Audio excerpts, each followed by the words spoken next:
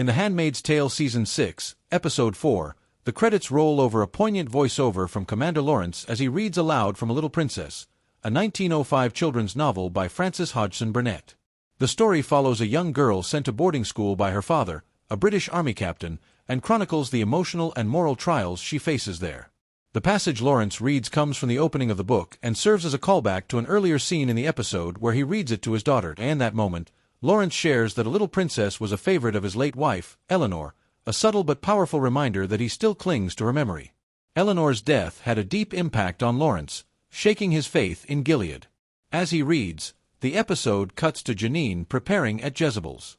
The book's themes, particularly its focus on a young girl aged by hardship, mirror Janine's story, as well as that of the other handmaids who have endured the trauma of Gilead.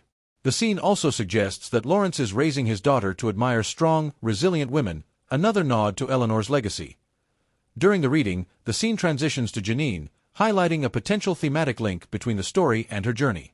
Lawrence and Janine have always shared a quiet bond. He even confessed to helping send her to Jezebel's instead of the colonies.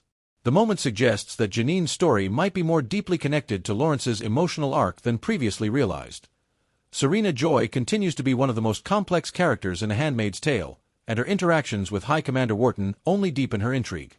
After being introduced in earlier episodes, Episode 4 hints at a budding romance between the two. Wharton is no typical commander. Cooking and dancing in the rain with Serena, he presents a softer, more unpredictable side. But his motives remain unclear.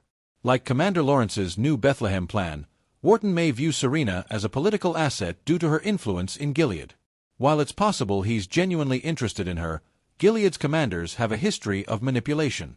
It remains to be seen whether Wharton is sincere, or just another man trying to use Serena for his gain.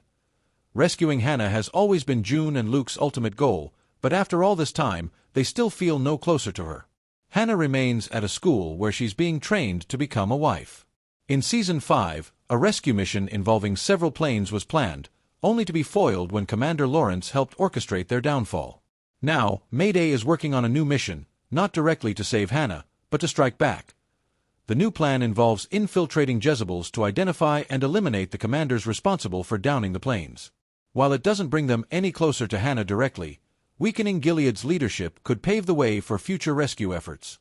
That said, Hannah's fate likely won't be resolved until the series finale, though Margaret Atwood's sequel novel, The Testaments, already offers some answers. During a briefing, Mayday reveals plans to storm Jezebel's and take out the commanders. June suggests using poison instead of brute force, something that's worked in the past. "I know. I was there," she says, referencing her own brutal experience. "But things have changed. Now, all the food is taste-tested, making poison risky." She also raises concern for the women inside Jezebel's, who seem to be left in the dark. Moira volunteers for the dry run. "I'm the only Jezebel here," she points out, grimly noting that she knows the place all too well. June disapproves but changes her mind when she learns Janine is inside. Without telling Luke or Moira, June gets herself assigned to the mission. The fallout is immediate. Luke is furious, Moira disappointed. But Luke refuses to change the plan. "This is my chance to fight for Hannah," he says, storming off. Later, after the dust settles, Luke suggests they do the mission together. Cracks the emotional barrier between them. June, teary-eyed, opens up. "It just feels like when we lost her, it broke us and broke me, and I believe it breaks us every day." Elizabeth Moss shines in this moment, raw and heart-wrenching. Luke sees it differently. "We are a broken family, and we may be beyond saving, but I already got one impossible dream. I got you back." While this mission may not bring them closer to Hannah, we have to try, he says. This time, their "I love yous" feel genuine. Like and also share my videos with others. Thanks for watching.